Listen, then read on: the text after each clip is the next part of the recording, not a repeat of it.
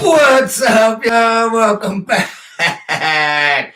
Thanks for tuning in live every Sunday, 12 Eastern Time. Camille, hi. Welcome to 88 Fitness YouTube channel. Today, we are talking about genetics and the role they play in muscle growth and how much you can control. But first, update. Do we have any updates? The Top Growth series just started. There's going to be 6 of those videos. We are all balking right now, I assume. It's January. Camille's cutting. Let's just clarify. I'm going against the grain, y'all.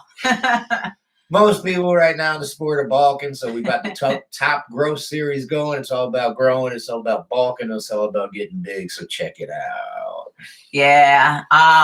But first, I just want to say welcome to the 88 Fitness Training YouTube channel. We are all about hypertrophy and how to get you those gains as quick as possible. Kylie's on. What's up, Kylie? Kylie. So our channel has tons of muscle building tips for you guys, strategies, everything that you need to maximize those gains. So yeah, we're talking about genetics today. We're going to get you to your genetic potential, y'all. Yeah, that's right. So today it's a fun topic. A lot of people wonder how much genetics play a role in building muscle tissue. Yeah. And I think it's a very interesting topic. So we have a lot for you today in that, like how to actually determine how big and strong you can get. Are you limited by factors beyond your control, or are there ways to optimize, what you have and still be able to make progress in those gains? Yeah. So that's what we're going to get into today. But of course, as always, you can ask us any questions that you have. We're here for you guys. So even if it's not related to our topic, just drop us a line in the comment section and we'll definitely touch on those questions for you. But yeah, I think today's a big one. Like, I think whether you're just starting out or that you've been going to the gym for years, understanding the balance between how you can help set realistic goals and expectations and develop strategies to unlock your full potential is key. Sure. So, hey, Terrence. What's up, T? Yeah. So yeah, let's go ahead and get into it for today. We're going to cover breaking down the different types of genetic factors that actually influence muscle growth. And then from there, we'll dive into the areas that you can control and optimize, like your training, nutrition, as well as recovery. And then finally, we'll discuss some of the common myths about genetics and muscle growth and why comparing yourself to others might actually hurt your progress. So yeah, let's go ahead and get it. So let's talk about some of the genetic factors. Okay. Let's talk about first, like muscle fiber composition. Yeah. What do you think about that? Some people are born with a lot more dense muscle fiber than others. Yeah, absolutely. It's DNA. It's from your parents. Thanks, mom and dad. Yeah. So actually, some people have a lot more type 2 muscle fibers. Those are your fast twitch muscle fibers. So if you're not sure what that is, think explosive. So like, let's say you were going to go run a sprint, jump a hurdle, do some kind of fast, rapid movement. Explosive. Yep, explosive movement. Those are your type 2 fibers. And type 2 fibers actually grow and get stronger faster than your type 1 fibers. Yes. So I remember watching football years and years and years and years ago. Dick Butkus, world famous linebacker. Great name too, Dick Butkus, right? Yeah. I thought you were making that up or something. World famous linebacker. He's a little bit before my time, but I remember his son tried to make it to the NFL, and the announcers were the ones that said, "Man, he's missing the fast twitch muscle fibers. He didn't get them from his dad. He's not explosive like his dad was." So unfortunately, he got shortchanged on the genetics from his dad on that one. I don't know if he had any other brothers that were explosive, but I do remember that even when I was a child, because Dick Butkus was actually a little bit before my time. Yeah. So yeah, some people just have more of those type 2 fibers and others have more type 1 fibers, and the type 1 fibers are your endurance ones. So if you think of like marathon runners, right? They have a lot of type 1 fibers that helps them go the distance kind of thing. They can train in the gym for long periods of time and not get fatigued. But yeah, and I think what's also interesting about muscle fibers is that you have type 1, you have type 2, and then you've got ones that can kind of flip flop in between. And you can actually change them to type 2, but you can only do that through intense training. So even though genetically you might be predisposed to have less of those fast twitch muscle fibers, over time with intense training, you can adapt and have more. But still, there's going to be a limit there. Todd Johnson, what's up, Todd? Yeah. Thank you for the comment. Appreciate it, Todd. Excuse me, and thank you for tuning in, brother. Absolutely. And I see we have more people that joined us. So if you have questions, even if it's not related to our topic today on genetics, definitely drop us a line and we'll answer whatever you have. Caprina's on. What's up, Caprina? Awesome. Hello. All right. So another genetic factor is myostatin levels. So you're probably like, what the heck is myostatin, right? Yeah. So myostatin is basically a protein that regulates muscle growth. Correct. It's a hormone that tells your body to stop making muscles. You have enough. Stop making muscles. That's myostatin. Right. So if you have a high level of myostatin, that actually can limit how much muscle that you can build.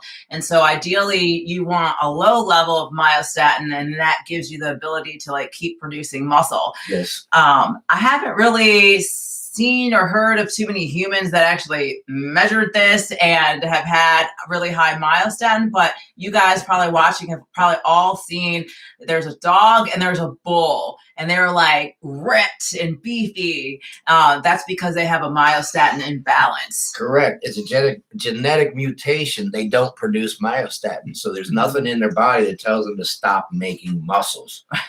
So there's no hormones. They stop making muscles. Their body just keeps making muscles, keep making muscles, keep making muscles. There have been some supplements out there called myostatin blockers. Listen, y'all, if this thing's worked, everybody would be taking them. Very true. Everybody would be monstrous. There's no hormone. If you can block the hormone that says stop making muscles, everybody be monstrous. I'd be on some blockers right now, y'all. So don't go out there and buy the myostatin blockers. Save your money. Yeah, I mean, to have a true like genetic mutation in myostatin is pretty rare. Rare. If anything, like someone might be slightly off or have slightly too much or too little, which could play a role. And unfortunately, that's not really something that you can control. Like James says, I wouldn't go out and start buying myostatin blockers. It's probably not going to do anything for you guys. Save your money. In the future, if they ever come out with one that works, everybody's going to take it. Heck yeah, they would. I want stock in that. Me too. Yeah, me too. Another, genetic factor is your tendon insertion point, right? So actually the further away the tendon attaches to the joint means you can apply more leverage over the weight that you're lifting. Stronger. So basically you're stronger, which means you can lift more, kind of create those mechanisms for hypertrophy. And you have no control over any of this. It's all DNA. It all comes from mom and dad. It all comes from grandma and grandpa, y'all. It's just the way you are. Right. I have 2 brothers and 2 sisters, and we are all built very differently. Yeah, I mean, you probably have seen it in the gym, y'all, where like someone's deadlifting and they don't look like they should be strong at all, and they got some serious weights on that barbell. And meanwhile, there's another person, they might be buff as hell, but they can't lift that heavy. So you see this a lot, and a lot of times it has to do with tendon placement, bone length, and that type of the geometry that's going on inside. I'm sure you've heard the term country strong. So these farm boys that are in the country, they're born with the genetics to be strong. They're big corn-fed guys. They're strong, country strong. That's what that is. They don't. Yeah. They just look like a mountain, but man, can they pick up some weight? Definitely.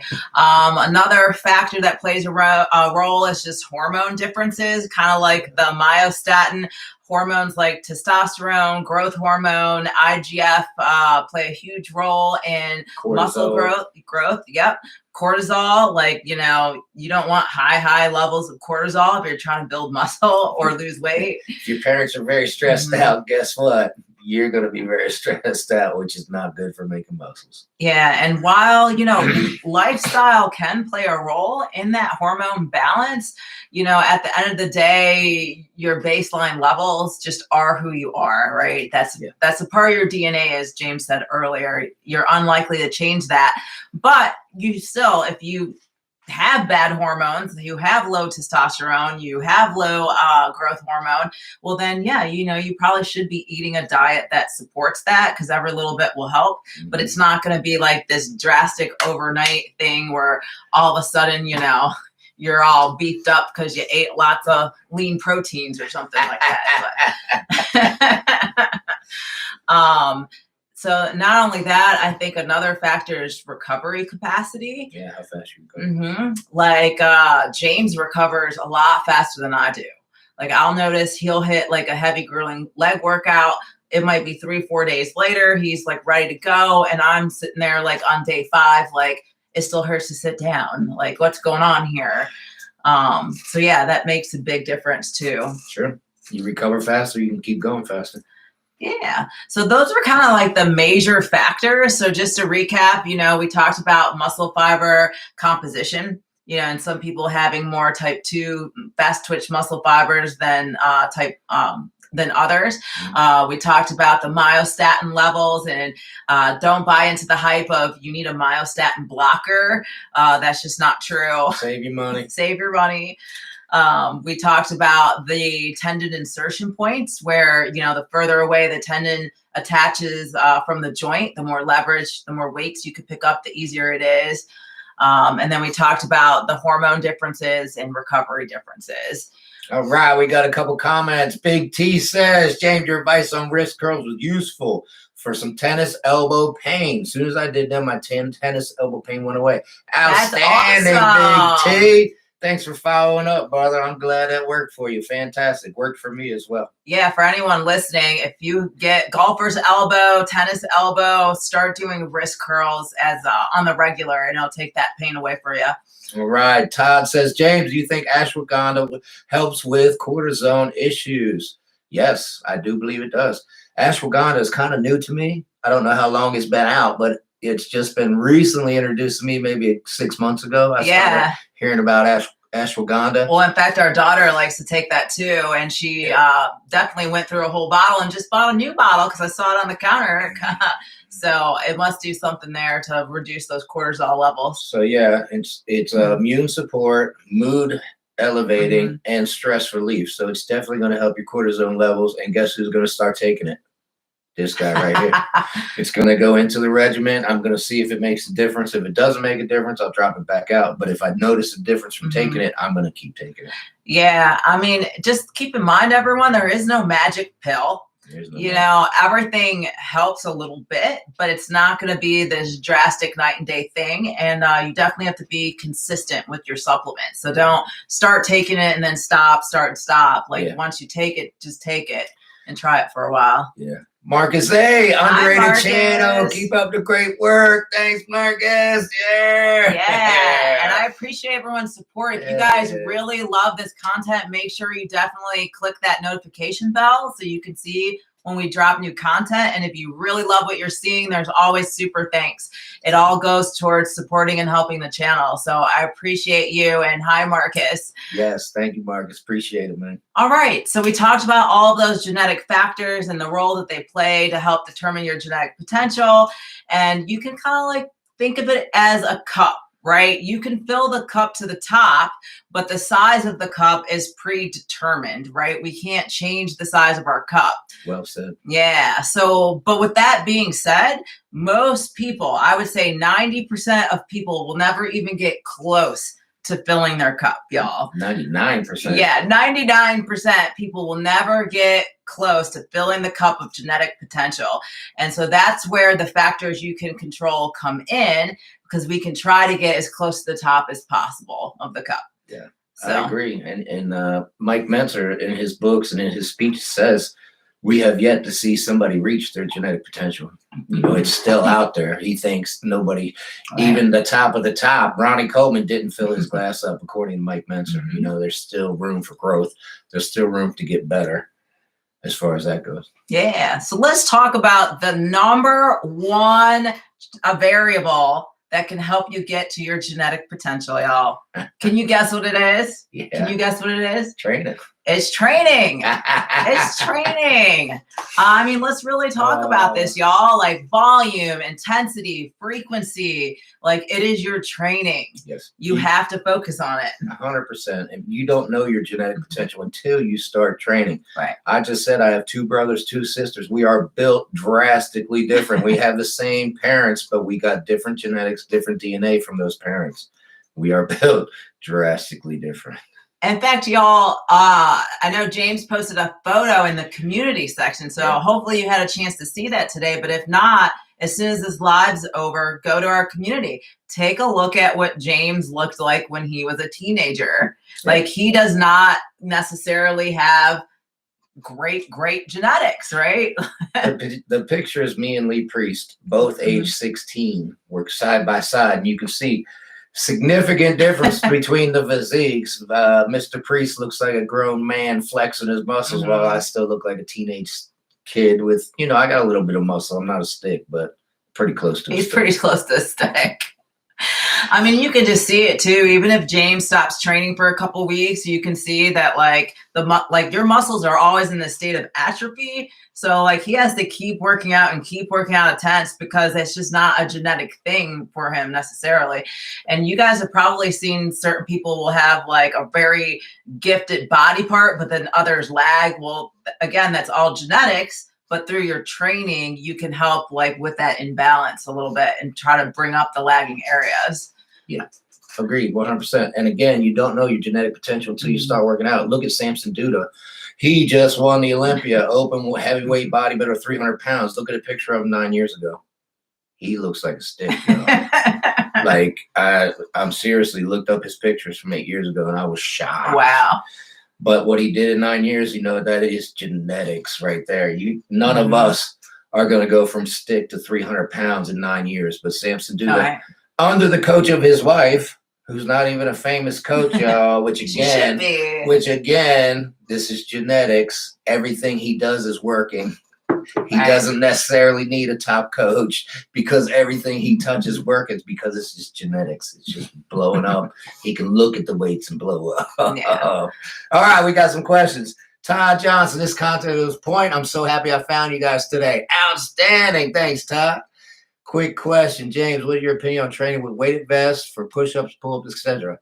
I think it's fantastic. Yeah, absolutely. It's a way to add progressive overload. So if you're doing so, for example, you do 10 push-ups without the vest, you come back, then put the vest on, do 10 push-ups, you just progressively overloaded. So it's a great way to do it, and it's pretty comfortable. Yeah, the only thing, Todd, is over time, you want to keep adding weight. So if you still have like room in the vest to add more plates to it over time, make sure you're continuing to add weight or reps. You don't want to do the same weight with the vest week after week after week. Right. Or add a rep. Right. Caprina, appreciate you both. Thank you, Caprina. Thank you. Appreciate you watching. And Angel's on. What's up, Angel? He says Samson is still getting bigger. Yes, he is.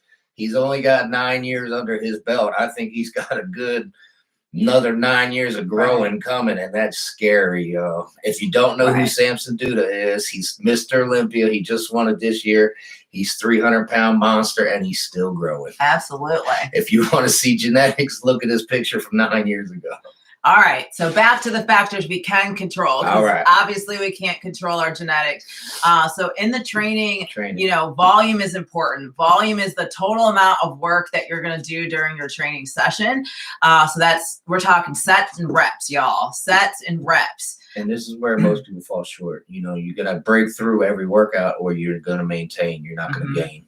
And this is the genetic. This is not genetic factor. This is the factor that limits most people. This is training. Yeah, I see a lot of times people come in the gym and they'll maybe stay for like 30 minutes and they're just not hitting enough sets and they're not hitting enough reps. It's almost like a half workout. So the total time you spend under tension doing weight training is important. Like you need quality reps and sets. Yeah. And so a lot of times people are doing really light warm-ups and maybe like one really hard set. Well, depending on how you do that, that might not be intense enough to actually trigger muscle growth. So keep that in mind. Yeah, I know people that go and work out at gym and they don't sweat. And I'm like, what? How hard are you going if you're not sweating? I don't care if the gym is 30 degrees. After 3 sets, I'm starting to sweat because I'm putting so much effort into these sets, you know? Definitely. So training intensity is another really huge training variable that is important if you want to do muscle growth.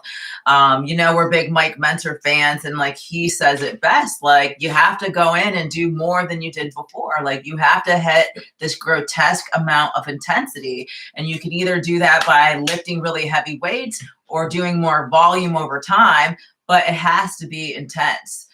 Yeah, if you're not doing more than your prior workout, you're just maintaining. We're not here to maintain. We're here to make gains, baby. So make sure you're doing more than your prior workout. Yeah. And then the last kind of variable there is the frequency, right? So like how often are you actually training each muscle group? Make sure you recover. Yeah. You got to find the right balance for your body. I think that's key. And that's genetic as well. We talked about it earlier. I recover a lot faster than Camille. So I can hit another workout a lot faster than Camille can. Yeah, I think most of the studies coming back show that you really want to hit the muscle groups about twice a week if you can. And keep in mind, like a lot of the exercises you do are compound. So whether you're intentionally hitting the muscle group 2 to 3 times a week or not, you actually are. You just may not be realizing it. You're using it, yeah. Yeah. All right, we got another question. Todd said, would you recommend 4-set range? That's pretty much standard, 3 to 4 sets. But we talked a couple weeks ago. I think it was Angel asked, how many sets do you take to failure? And that's going to be 1 or 2. Right. So if you're counting my warm-up sets, yes, there's definitely 4 sets going on. But working 2 failure sets is going to be 1 or 2. Yeah, I agree with that, Todd. Like you definitely want your warm-up sets, and then you want 1 to 2 all out. Like these are your intense working sets for sure. Sets, yeah. In fact, like when I train my clients, we always do 4 sets because it takes 1 or 2 for me to even figure out the weight that's going to challenge them and be intense enough for them. So definitely 4 sets at least. Yeah, and once you do 1 to 2 sets to failure, you're not going to be able to do 2 more. You're done after that, brother. Absolutely. All right. More variables that affect muscle growth, progressive overload. If there's anything you guys have learned from our channel is that you have to progressive overload. I mean, this is just the golden rule, y'all, of muscle growth. You need to challenge your muscles by increasing the weight, increasing the reps, increasing the volume over time. Yeah. I remember way back before I started recording my workouts, it'd be shoulder workout. Oh, it's easy day.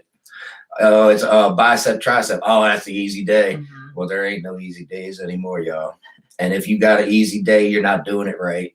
Easy's at home playing video games. Easy's not at the gym making gains. I mean, James has got a point. Unless you're logging it like in an app in your phone or writing it in a book, it's really hard to remember. Yeah. I mean, by the time you get back around to shoulder day, it's probably been 5-6 days.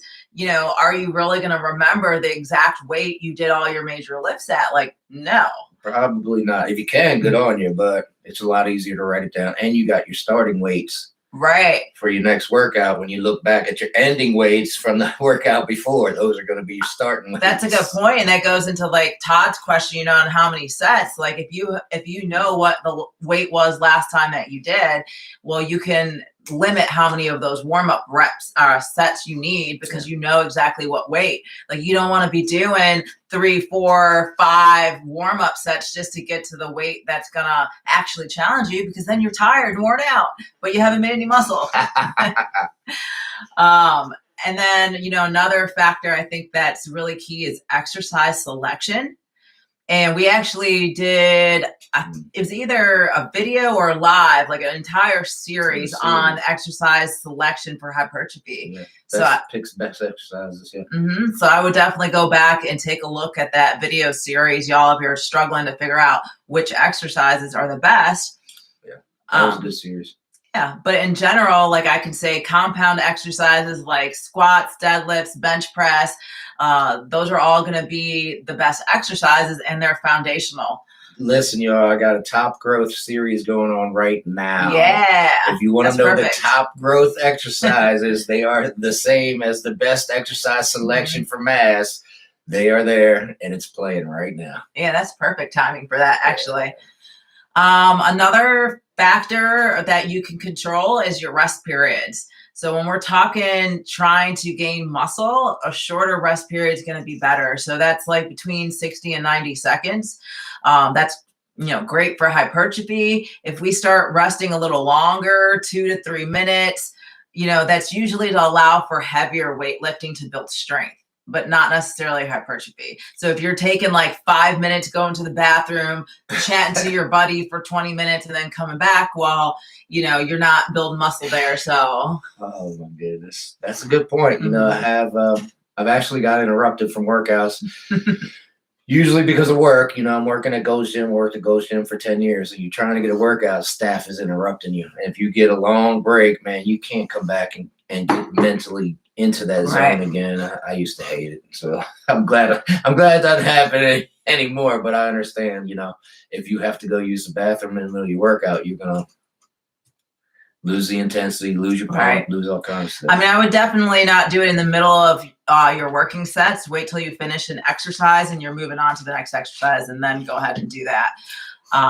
Hopefully you don't have to go to the bathroom until you've done your workout, but nature calls. But yeah, so those are the major variables that can help, optimize your ability for muscle growth that are related to training. So just as a recap, volume, intensity, frequency, progressive overload. Yep, progressive overload, exercise selection, and then the rest period. So those are the top ones when we're talking about how can training influence your genetics. It's those.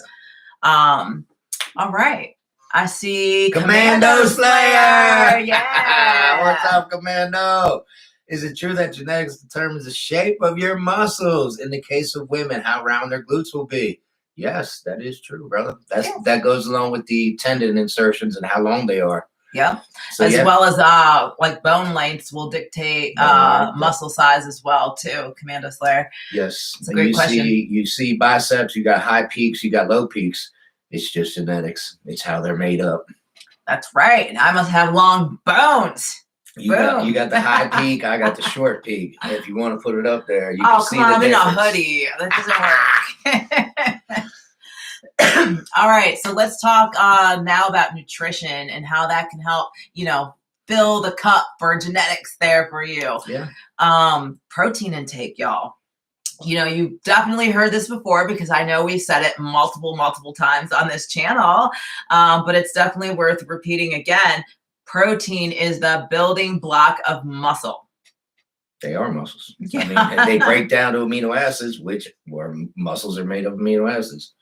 So your proteins are muscles. You break them down, then they go right back to your muscle. Yeah. I mean, just remember, your muscle tissue is always in a state of atrophy. Yeah. We have to feed it. If you're not getting at least a gram per pound of body weight per day, well, then you're shortchanging yourself. You're not going to explode and get big because you just don't have the nutrition. You're going to shortchange your recovery too. It's going to take a little longer to recover, et cetera, et cetera, et cetera. So do yourself a favor and get your protein in and do your supplements, get a good diet in, One thing I'll say is you have to track it. You might think that you're eating enough protein for your body weight, but it's actually very difficult, especially if you're not supplementing with some type of protein powder. It's pretty hard to actually eat it. Yeah. And I think it's pretty enlightening once you start tracking macros, like what you actually consume. Like most people are over consuming, but not the right macronutrients. Yeah, I can't tell you how many clients have said it's eye-opening. Mm-hmm. Once I started tracking my food, it's eye-opening. And I'm like, well, why weren't you tracking it before? Yeah. But you come to me and you do, oh my goodness, I'm never going to look at food the same way again. Yeah, you definitely don't. Tracking it. What's good, what's bad. Is it worth eating? Mm-hmm. That's going to be the big one. Yeah. Another point too is caloric surplus. Like if you are eating less than what, you should be for your goals, like you're losing weight, well, then you're not going to gain muscle. So yeah, it makes it difficult. mhm. Big T says, does genetic play a role into your waist? Say if your mom and grandfather had a thick waist, you will have a thick waist. Not necessarily Yeah. T, but it can play a role, 100%. Who's the wrestler? Jericho? I don't know. I think it's Jericho, man. His waist is just as wide as his shoulders. He's got a six-pack, but it doesn't go in like a good V taper. He needs to build his shoulders and his back up to get that V taper. But it is a thick waist, and that's how genetically some people are just built like that. Yeah, for sure. Get it from mom, dad, or grandma and grandpa, yeah. It does play a role, yeah. And we're talking about nutrients, and it was Big T last week asked about BCAAs. Supplementing with BCAAs is going to unlock your mTOR pathway. So if you don't take it after your workout, once again, you're going to shortchange yourself. So don't shortchange yourself, especially if you're genetically shortchanged. Right. Don't shortchange yourself in the nutrition department. Yeah, I want to go back to caloric surplus because I think a lot of people don't really track what they eat, but they're at the gym trying to gain muscles. And I think that's very difficult. I mean, you might be able to look at the scale and say, okay, am I losing weight? Am I maintaining, or am I slightly gaining weight over time? Like that would be a good indicator that you're in a caloric surplus. But it's definitely something to look at. If you're not tracking, then you don't know. You're just throwing darts and hoping. You know what I mean? Unless you eat the same exact food every day. Right.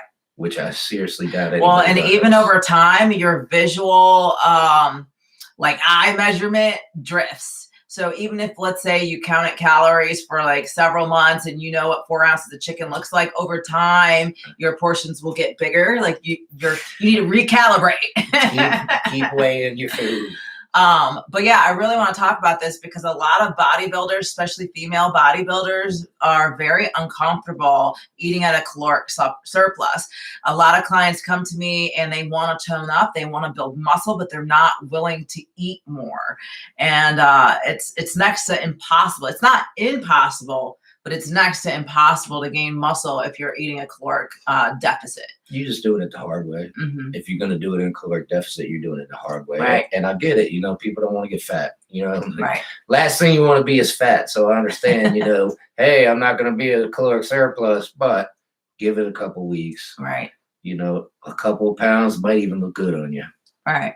So give it a couple weeks, gain a couple pounds before you turn yourself off and say, nope, I'm getting fat. I'm not doing this. I mean, there's a difference between clean bulking and dirty bulking. We're not here to gain 40, 50 pounds thinking we're gaining muscle. We're just gaining fat. Like you only really need to gain, like, you know, depending on whether you're male or female, like anywhere from 10 to 20 pounds, maybe max, not even, maybe 5 to 10. 20 pounds over stage weight where you need to pump the brakes, yo. I mean, there's no reason to get any heavier than that. Like a lot of my bikini clients, you know, they're max 10 pounds over stage weight because, you know, you're a bikini athlete. You're supposed to be small and petite. You don't need to gain tons of body fat. It's just that much harder to take back off.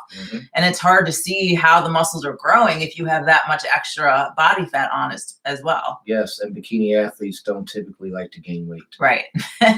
They're my ones that like to gain muscle in a caloric deficit. And that's okay. I mean, I get it. You know, I busted my weight 2 weeks ago, and I told you all right here on live, I'm feeling fat. So it's time to pump the brakes.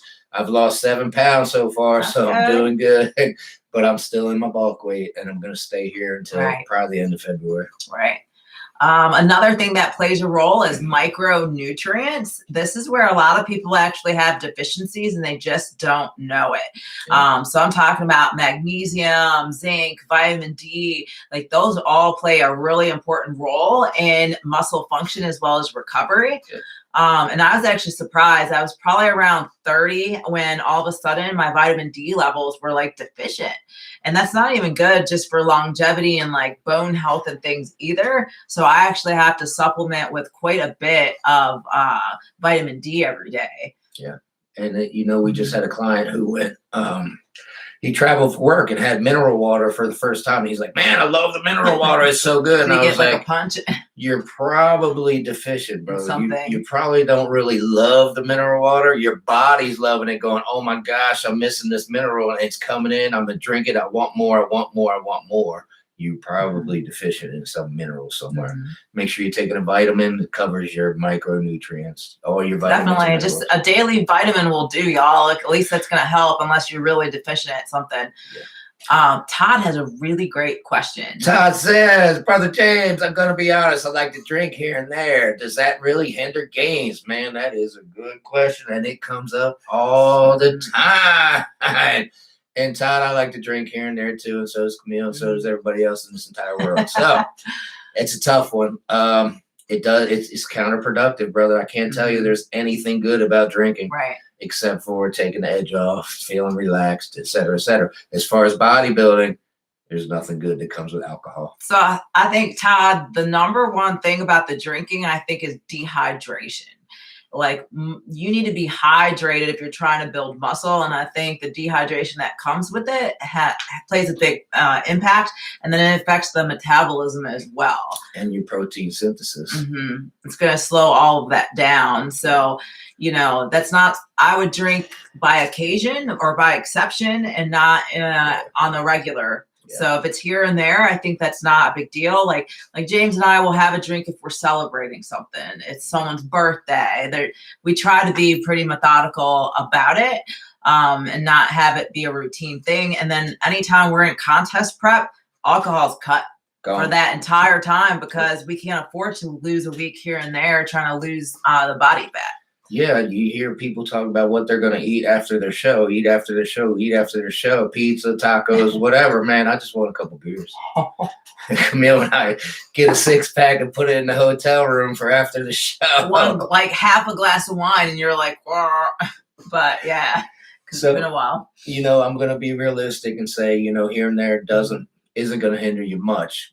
But if you're doing it regularly, you're going to have a problem. It's counterproductive. Just remember, every time you take a sip of alcohol, it's counterproductive to bodybuilding and building your best physique. That's all. But realistically, brother, everybody's going to have a drink here and there. I agree. All right. So those were our kind of tips on, filling the cup for nutrition. Like, number 1, protein intake. Number 2, make sure you're at a caloric surplus. Number 3, make sure you're getting those micronutrients. Yeah, and I've told this story before. I had the same workout partner for about 4 years at Gold's Gym, Corey Ryder. Corey, if you're out there, I miss you, brother. We did the same exact workout. He brought the intensity to the workouts. I kept growing. He stayed the same. My man was a stick, just skinny, couldn't put muscle on for nothing.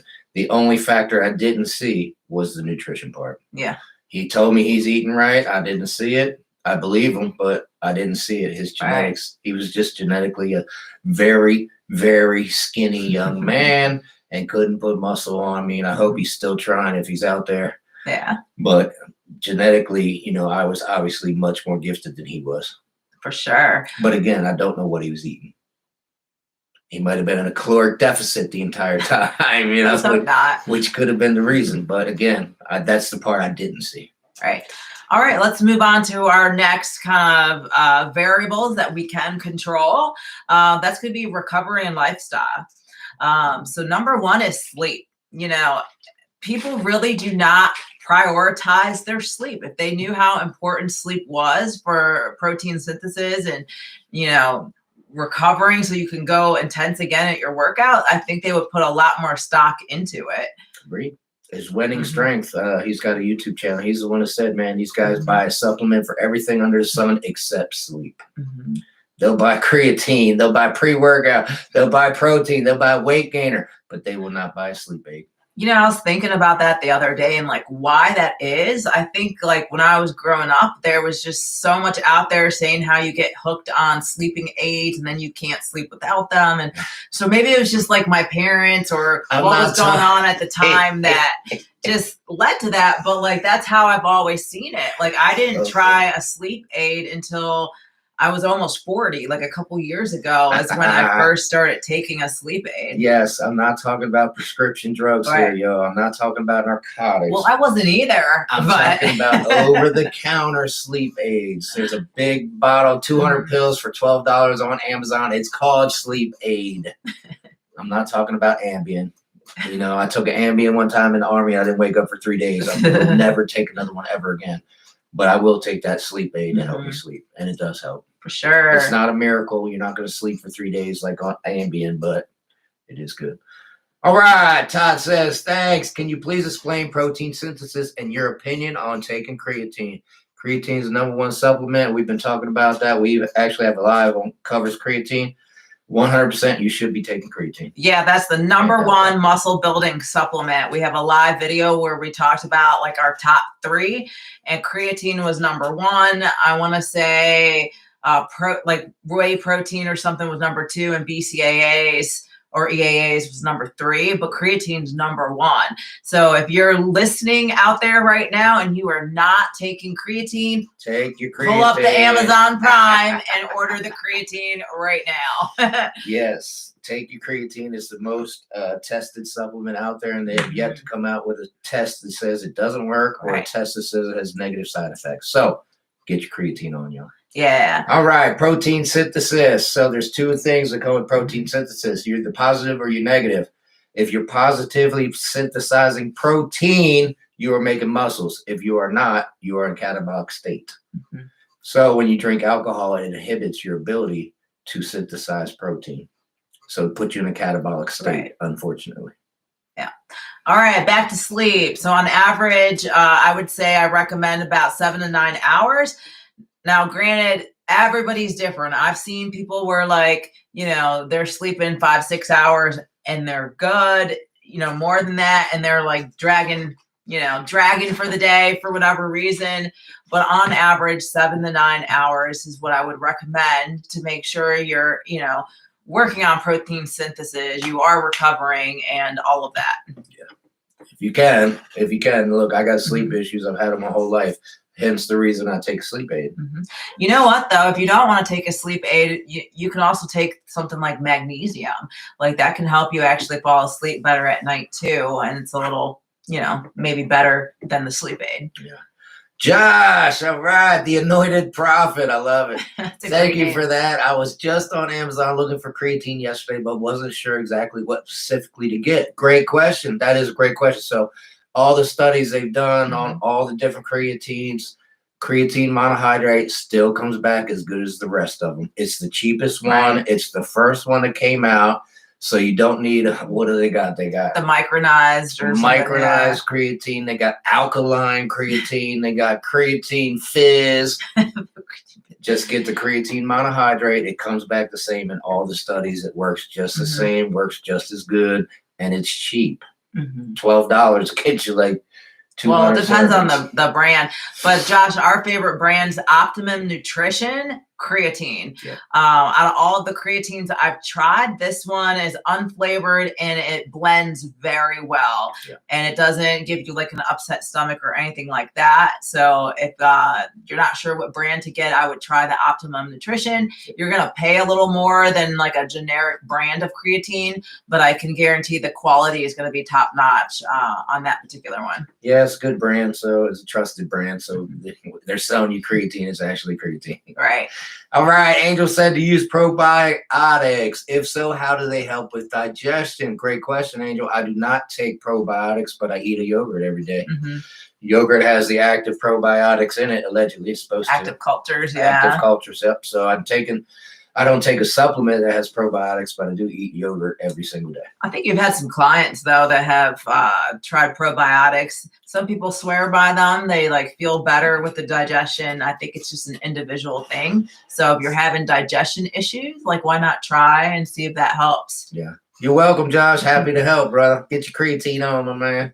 All right. So going back to recovery and lifestyle factors, another big one is going to be stress management. I can speak to this personally, y'all. Yes, you can. It was about last year. I was actually getting ready for a show. I wasn't trying to build muscle. I was actually dieting down for a show, and just work hit this pivotal point where just like the stress was unreal. And it was actually crazy because no matter what I did, I couldn't lose any more weight. And that's just because my stress levels were just through the roof. And the same applies for building muscle. If your cortisol levels are sky high, you're trying to survive, right? You're not going to be building muscle. So finding ways to deal with the stress and manage it is going to be key. Yeah. I read in a book a million years ago. I don't know if I remember the book, but it said if your hormones are out of whack, forget about it. And we've seen that a lot with our clients. Like we can usually tell, like if our techniques aren't working, we'll try different things for a while, but then eventually we circle back around. We say, wait a minute, there's something like amiss here. And usually they know like something's going on in their life that's kind of really stressing them out. You're stressed out. You're not eating. You're not sleeping. You're not concentrated. I mean, your cortisol's through the roof. You're not optimally making gains when you're stressed out. So yeah, definitely find some type of relaxation techniques or mindfulness techniques. I know for James, the biggest stress reliever is actually going to the gym. Yep. And for me, it's having like my regular routine, right? So like I recently helped my sister move cross country. So I've been stressed for 2 weeks. So I'm looking forward to next week where everything goes back to normal. Like I wake up, I work out, I go to work. Like just having that routine helps bring the stress levels down. So I have designed my life to be stress-free. My job doesn't stress me out. I love training, doesn't stress me out. I have very little stress in my life. Camille normally doesn't cause me stress. But what she just said over the past 2 weeks. Yeah, moving someone cross country. We've been stressed out. All right. Monday, we're going to get back to our regular schedule. Thank goodness. Hopefully the stress levels come back down. We get back to normal. But life happens. Do your best. I designed my life to be stress-free. But life happens sometimes, so just do your best to be stress-free. Yeah, I mean, sometimes, especially with the hormone levels, maybe you don't know if your cortisol's high. I mean, you should have an indicator, usually lack of sleep, rapid weight gain, or something. Like those are really good indicators that there's some type of hormone imbalance. If that's something that you want to actually check, like I recommend going to your primary care doctor first and see if they'll order a hormone panel for you. But if they won't, there's kits online that you can buy as well. They're $200. And then that will for sure tell you if you got something going on there. All right. Other lifestyle things. Number 3, consistency. Like, the best program is one that you can actually stick to. So you got to keep showing up and then the results will follow. I mean, we talked about this. Consistency is the most important factor. If you're not consistent, you're just consistently starting over. I tell a lot of my beginner clients, like, give me 6 to 8 weeks of dedicated, consistent behavior with the nutrition, the training, the recovery. And if you do that, I guarantee you're going to see results. But the people that quit after 2 weeks because they're like, I don't look any more toned, it wasn't enough time. Like they needed more consistency there. Yeah, you're not going to do anything in 2 weeks. But yeah, 6 to 8 weeks of dedicated support. You should notice changes in your physique if you're trying to gain muscle. All right, we got a question. James, would you recommend 5 grams from Todd? 5 grams of creatine or taking it up to 10? Does it matter? Is it before or after workouts? These are good questions. These are really great questions. No, none of that matters as long as you take it every single day. And 5 grams is all you need, brother. Yeah. The loading phase, that phased out. I mean, you can load yourself if you want, but you don't need to. Yeah, I would recommend not loading. It's no difference. So. Yep, and as long as you take it every single day, 5 grams got you covered. You're good to go. All right. Good questions. So just to recap on the recovery and lifestyle, biggest factor is going to be sleep. Just go get those 7 to 9 hours. You got to manage that stress somehow, especially if you want gains. Take it out on the weights, y'all. Take it out on the weights. And then keep showing up. Yep. Just keep showing up. Even if you think nothing's changing, you keep showing up. Rule 1, show up. Yeah. You can make up for a lot of mistakes just by being consistent. Absolutely. All right. So we're going to move into our next section here. Let's actually debunk some myths about genetics. So, one of the common misconceptions that I hear people say all the time is that like this idea that they're doomed if they have bad genetics. And, that's just not true. Listen, y'all, Dorian Yates supposedly had bad genetics and he won 6 Mr. Olympias. I don't want to hear about your bad genetics, right? Right. Go and put it in, put the work in, do it right. See what your genetic potential is. Yeah. Remember what we said, you're probably never going to reach true genetic potential. You're never going to completely fill that cup. So there's a lot of room to grow before you kind of hit that stall point. Yeah. So put the work in, keep showing up, eat right, and you will achieve your genetic potential. or at least get close to it. Yeah. Another myth I hear kind of like on the flip side is, even people with good genetics need to put work in. I hear that sometimes.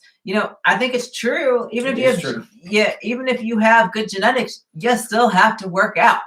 Yes, you do. Remember what I said, muscles are always in a state of atrophy. So if the person with good genetics just stopped working out, had no intensity, no volume, no frequency with their training, like they're going to atrophy. They're going to get smaller. Yeah. Look at Dorian Yates today. Mm-hmm. Compared to when he won the Olympia at 300 pounds, he was walking around 300 pounds. He probably walks around now at 180.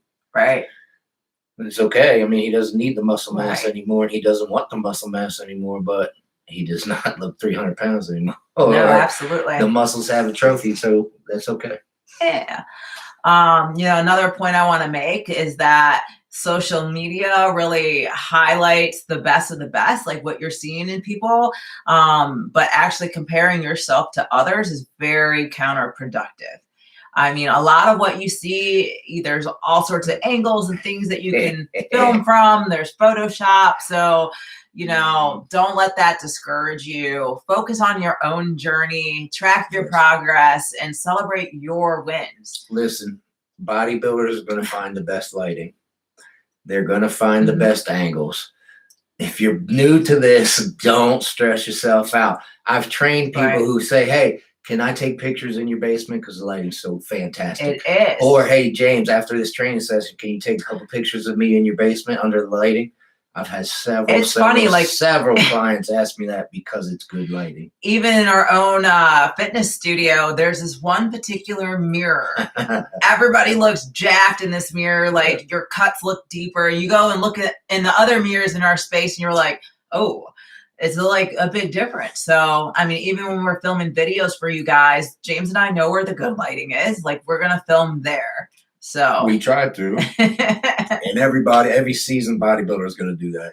They're going to search out the best lighting. We went to North Carolina with Sam Stokes, and he was like, no, go in this room to take the pictures because the lighting's way better. Way better. And because he's a bodybuilder, we all do the same thing. We search out the best lighting, the best angles. So don't pay attention too much to pictures. Videos tell you a lot better paint about a lot better picture, but once again, they're going to be lighting and they're going to be angles involved. Absolutely. All right. Angel says you need to put the hard work in if you want the results. There's no way around it. I don't care if nothing beats hard work. Even if you're genetically gifted, you got to put the hard work in. The difference is it's going to work. Right. If you're not genetically gifted, you put the hard work in. It might work, but it might not. Yeah. So, just remember genetics might set the stage, but your choices are what's going to determine how far you can go, how much muscle you can build. Yeah. So put the effort in optimizing your training, your nutrition, and your recovery. And I promise you'll be amazed at what you can actually achieve and how far you can go. Yeah, you never know until you try. Like I said, look at Samson Duda 9 years ago. The dude looks like a stick. He does. And now he's a 300-pound monster. He hadn't touched a weight till 9 years ago. So he absolutely blew up. So I don't care what your parents look like. You go in there and you try. Right. You try your hardest and you give it consistent. You give it time and see what you can do. Absolutely. Any way you do it, you're going to be better than where you started. Absolutely. All right, y'all. Well, if you found this content valuable, please consider supporting us through the super thanks. It really helps us keep delivering quality content to you guys. And remember that we are live every Sunday, 12 Eastern. We're here and you can ask us any questions you have. You have our undivided attention. So yes. Thank you to everybody that tuned in. Thank you to everybody who put out the questions. We had some new people, Josh, Todd. Thank you. Appreciate it. Angel, Terrence, love you guys. Thanks for tuning in. Commando Slayer. Did I miss anybody? Marcus, Caprina. Thank you all for tuning in. Kylie. Thank you for the comments. Kylie, we appreciate you. We're here for you. And we're here every Sunday, 12 Eastern. Bye, y'all.